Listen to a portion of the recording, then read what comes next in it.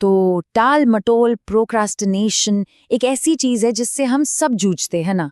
आज हम एक ऐसे पावरफुल फ्रेमवर्क की बात करेंगे जो इसे जड़ से खत्म कर सकता है। और ये कोई ऐसी वैसी बात नहीं है, ये दुनिया के टॉप परफॉर्मर्स पर की गई 8 साल के रिसर्च का निचोड़ है। तो चलिए सबसे पहले एक बहुत ही गहरा सवाल सोचते हैं। एक ऐसा सवाल जो शायद सब कुछ बदल दे, जो एक अलग ही अर्जेंसी पैदा कर दे। पहला कदम है द अल्टीमेट डेडलाइन को समझना। मतलब ये सोचना कि हमारा वक्त लिमिटेड है। इसे कहते हैं मेमेंटो मोरी। और पता है, इतिहास के सबसे असरदार लोगों ने इसी एक सोच को अपनी सबसे बड़ी ताकत बनाया है। जैसे रॉबर्ट ग्रीन को ही ले लीजिए।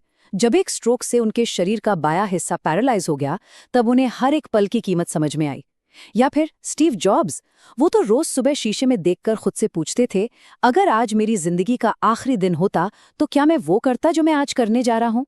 ये छोटी छोटी बातें नहीं हैं, ये जिंदगी बदलने वाली आदतें हैं। और यहीं पर एक बड़ी अजीब सी बात सामने आती है।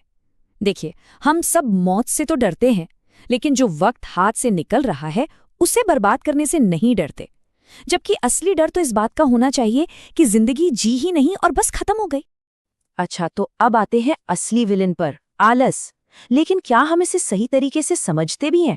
चलिए आलस को एक नए नजरिए से देखते हैं। देखिए, आलस कोई मॉरल फेलिंग नहीं है, ये कमजोरी या अनुशासन की कमी नहीं है। ये बस एक आदत है। एक ऐसी आदत जिसमें हमारा दिमाग काम के बाद मिलने वाले इनाम पर नहीं, बल्कि उस काम को करने में लगने वाली मेहनत पर अटक जाता है। इसे समझने के लिए एक बहुत पावरफुल एनालॉजी है चाइल्ड बर्थ की। बच्चे के जन्म का दर्द दुनिया के सबसे तेज दर्दों में से एक माना जाता है, लेकिन उस बच्चे को पाने की खुशी इतनी बड़ी होती है कि वो सारा दर्द भूल जाता है। मतलब जब इनाम बड़ा हो तो मेहनत की तकलीफ छोटी लगने लगती है। आलस ठीक इसका उल्टा है। तो इनाम पर फोकस करना तो समझ आ गया। अब एक और परत जोड़ते हैं, और वो है होश की ताकत। एक प्रोडक्टिव लाइफ का मतलब हर वक्त बिजी रहना नहीं है। इसका असली मतलब है पूरी तरह से कॉन्शियस और अवेयर रहना। सोचकर देखिए, कोई इंसान भले ही 90 साल जी ले, पर उसकी असली जिंदगी उन चंद पलों से नापी जाती है जब वो पूरी तरह होश में था। जब हम अपनी जिंदगी को पीछे मुड़कर देखते हैं तो हमें पूरी टाइमलाइन याद नहीं रहती। हमें हर साल के वो 12-15 खास लम्हे याद रहते हैं जब हम पूरी तरह से प्रेजेंट थे। और यही आज की सबसे बड़ी मुश्किल है। एक तरफ देखिए, प्रोडक्टिविटी बढ़ाने वाली टेक्नोलॉजी आसमान छू रही है, लेकिन दूसरी तरफ हमारा इंसानी ध्यान और फोकस लगातार नीचे गिरता जा रहा है। एक अजीब विरोधाभास है ना। तो सवाल ये है कि ऐसा होता क्यों है? हमारी विल पावर, हमारी इच्छा शक्ति बार बार फेल क्यों हो जाती है? इसके पीछे एक बहुत दिलचस्प साइंस है। हमारा दिमाग एक ऑपरेटिंग सिस्टम की तरह है। इसमें सिर्फ 5% हिस्सा कॉन्शियस माइंड का है, जिससे हम विल पावर और फैसले लेते हैं। बाकी का जो 95% हिस्सा है वो है सबकॉन्शियस माइंड। ये आदतों और ऑटो पायलट मोड पर चलता है। ज्यादातर कंट्रोल इसी के पास है।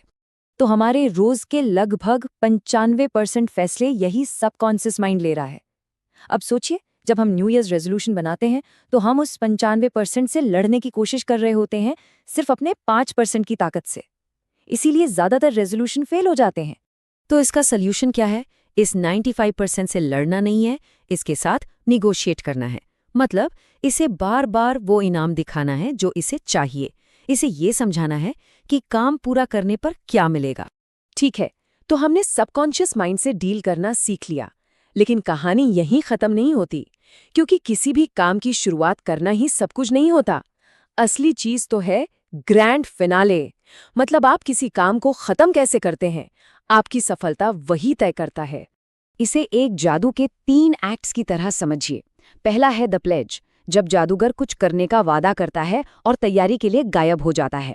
फिर आता है द टर्न, जब वो अकेले में मेहनत करके कुछ असाधारण तैयार करता है। और आखिर में है द प्रेस्टीज, जब वो वापस आता है और सबको हैरान कर देता है। तालियां कब बजती हैं? जब जादूगर गायब होता है तब नहीं। तालियां बजती हैं जब वो एक नए ट्रांसफॉर्म्ड रूप में वापस आता है। असली वाहवाही, असली सफलता हमेशा आखिर में मिलती है। तो हमने अर्जेंसी समझी, फोकस की बात की, सबकॉन्शियस माइंड को समझा, लेकिन इन सब को चलाने के लिए एक इंजन चाहिए। एक ईंधन। और अब हम उसी सबसे ज़रूरी चीज़ की बात करेंगे। ये सारी स्ट्रैटेजीज, चाहे वो अर्जेंसी हो, फोकस हो या प्लानिंग, ये सब बेकार हैं अगर इनके पीछे एक ज़बरदस्त ड्राइविंग फोर्स न हो। और वो ड्राइविंग फोर्स है जुनून, ऑब्सेशन। इतिहास उठा के देख लीजिए, लियोनार्डो दा विंची को ही देखिए। उनका जुनून था उड़ना, और इस जुनून के चलते वो सिर्फ पेंटिंग तक नहीं रुके। उन्होंने पक्षियों को काटा, उनकी अनाटमी समझी और पहली फ्लाइंग मशीन तक डिजाइन कर डाली। या चार्ल्स डार्विन, उनका ऑब्सेशन था अपनी थ्योरी। इसी एक जुनून ने उन्हें अपने ज्यादा इंटेलिजेंट कजिन से भी आगे निकाल दिया।